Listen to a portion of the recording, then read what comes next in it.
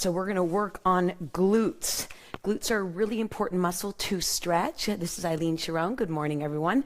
So we're going to go through several different very important techniques. Now, there's a correlation between butt pain and back pain. So it's very, very important to get into these deeper muscles. And you can't do it with just normal stretching, so we're going to do it with myofascial release. So if you notice right now, I'm just rocking back and forth on my glutes. And every single time I rock back and forth, I'm changing the ball to a different place. Because your butt is not the size of a tennis ball, at least most people's aren't, at least mine isn't. So I'm cranking side to side and I'm just warming things up a little bit. If you have worked out for about 5 to 10 minutes, it's a great way to prime the pump to get your body nice and warm. So once you've got this rocking back and forth done for at least maybe 30 seconds, go ahead and put your feet together, and I'm going to cross fiber those muscles. And the ball may slip away from you a little bit, good morning, but it's really important to just lean back on it a little bit, come up on it a little bit, don't go on the sit bones. That would be way up here, and I'm not sure if you can see that or not, but I'm just doing cross fiber. Then you're going to pull the knees in and you're going to go up and down the glutes. So people with a lot of lumbar stress, they don't realize that their glutes, their buttocks might be causing some of the problem. So notice I'm tucking those tennis balls in and rolling forward and back. Now, you don't need expensive tools to do this. Cheap tennis balls work wonderfully for the glutes, and they've got the perfect arc. And then once you've gone forward and back and inside a little bit, in the inside next to the sacrum and outside, you're going to come on down and you're going to rock good morning side to side again. So this is going to be higher, closer to the pelvis. And once you're rocking back and forth, you'll feel a little bit of tension in the glute, and you want to bring it onto the sacrum and off the sacrum. So the sacrum is the bony area between the butt cheeks below the waistline.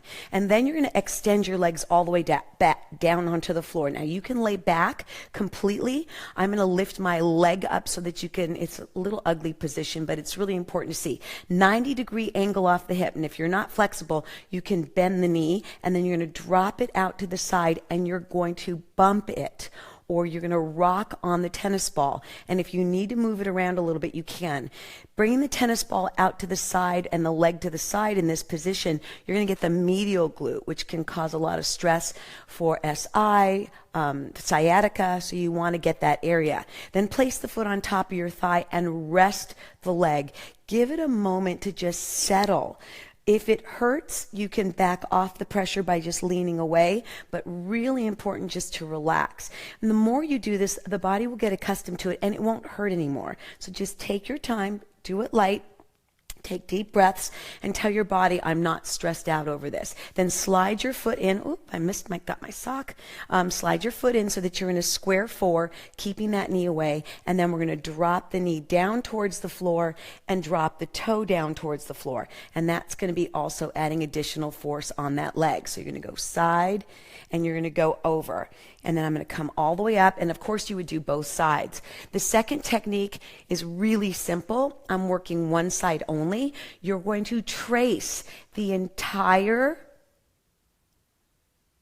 buttocks. So from the back of the pelvis to the outside of the hip to the sit bone, and you're going all the way around. And then you're going to windshield wiper that area.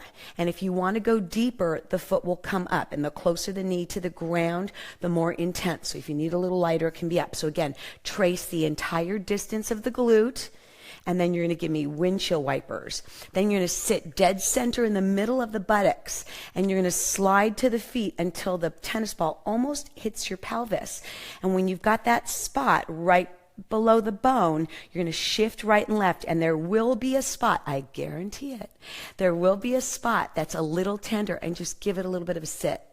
And then you're going to finish off with either circles again or windshield wipers. You always want to do different fiber work, cross fiber with fiber, but this is a great way. And then lastly, I just want to quickly show you before we have to go. I see people doing this incorrectly on the foam roller all the time. If you want to work the glute, you can lay down close to the back of the pelvis and roll the entire length of the glute. But if you're going to lift a leg to do this, it's the same leg to hip. Sometimes I say people do this and it's not going to do much good because you want to open up the hip on the side you're working. So you're going to roll the glute from about the waistline or a little less all the way down, and you can change the knee. Closer to the roller is going to be more intense. Further away from the roller is going to be a little bit different angle and a little less intense. I hope you enjoyed this quickie. We just myoed my butt. It's a great way to keep the pressure out of your back. So the first thing you should do if you feel back pain is roll your butt. I will see you on Monday for Resistance Monday. Have a great weekend. And if you have any questions, please feel free to write me.